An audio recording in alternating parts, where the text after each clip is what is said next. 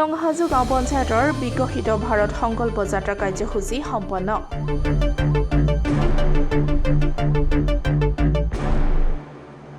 দেশৰ প্ৰধানমন্ত্ৰী নৰেন্দ্ৰ মোদীৰ উন্নয়নমূলক কাৰ্যকালৰ প্ৰয়াসৰ লক্ষ্যৰে হাজো উন্নয়ন খণ্ডৰ অধীনস্থ 1 নং হাজো গাঁও পঞ্চায়তৰ উদ্যোগত আজি হয়গ্ৰীব মাধৱ দুমুঠাৰ গুৰিত বিকশিত ভাৰত সংকল্প যাত্ৰা বৰ্ণাঢ্য কাৰ্যসূচীৰে সম্পন্ন কৰা হয়।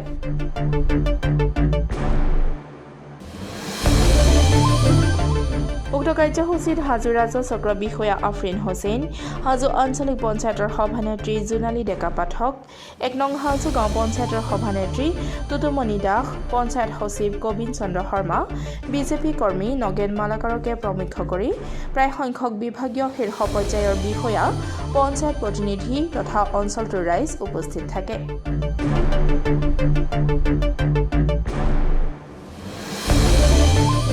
উল্লেখ্য যে মোদী চৰকাৰৰ কাৰ্যকালত ৰূপায়ণ কৰা বিভিন্ন আঁচনি জনতাৰ পদূলিলৈ নিয়াৰ উদ্দেশ্যে বিকশিত ভাৰত সংকল্প যাত্ৰা কাৰ্যসূচী ৰূপায়ণ কৰা হৈছে বুলি জানিবলৈ দিয়ে আয়োজক সমিতিয়ে।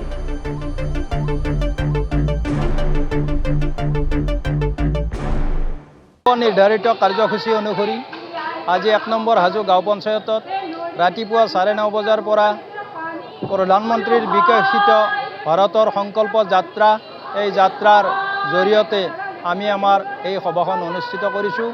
এই সভাত অসম চৰকাৰৰ 29টা বিভাগ উপস্থিত আছে। আমাৰ গাঁও পঞ্চায়তৰ প্ৰতিনিধিসকল উপস্থিত আছে। মোদী ডাঙৰীয়াৰ যি বিকাশ যাত্ৰাৰ বাহন, এই বাহনো আমাৰ মাজত আছে। এই বাহনৰ জৰিয়তে প্ৰধানমন্ত্ৰীয়ে যিবিলাক কাম কৰি ৰাইজৰ জনমানসত পৰিচিত হৈছে, তেখেতসকলৰ এই মহান কামসমূহৰ ভিতৰত PMAY যি গৃহ আবণ্টন, ঘৰে ঘৰে নল, ঘৰে ঘৰে জল, উজ্জ্বলা আঁচনিৰ গেছ, তাৰপিছত আমাৰ বৃদ্ধ পেঞ্চন আদিকে ধৰি কৃষি বিভাগৰ যি PM কিষাণ আঁচনি, য'ত বছৰি 6,000 টকা পায়, এই সকলোবোৰ আঁচনিৰ বিশুদ্ধ খোৱা পানীৰ যোগান, এই সকলোবোৰ আঁচনিৰ সম্পৰ্কে ৰাইজক সজাগ কৰাৰ কাৰণে আমাৰ মাজত আজি বিকশিত বাহন উপস্থিত হৈছে। এই বাহনৰ জৰিয়তে মোদী ডাঙৰীয়াই আমাৰ সমূহ জনসাধাৰণলৈ তেখেতৰ বাৰ্তা প্ৰেৰণ কৰিছে। আজি আমি এই সভাখন অনুষ্ঠিত কৰাত আমাৰ বিভিন্ন সাংস্কৃতিক দলো আমাৰ মাজত উপস্থিত আছে।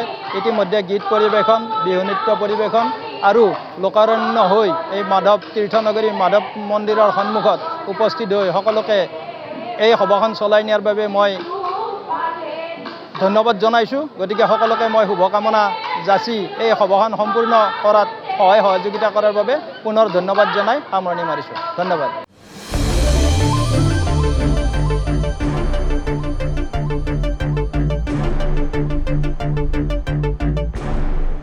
হাজোৰ পৰা অনামিকা কলিতাৰ ৰিপৰ্ট, ডেমক্ৰেটিক আছাম।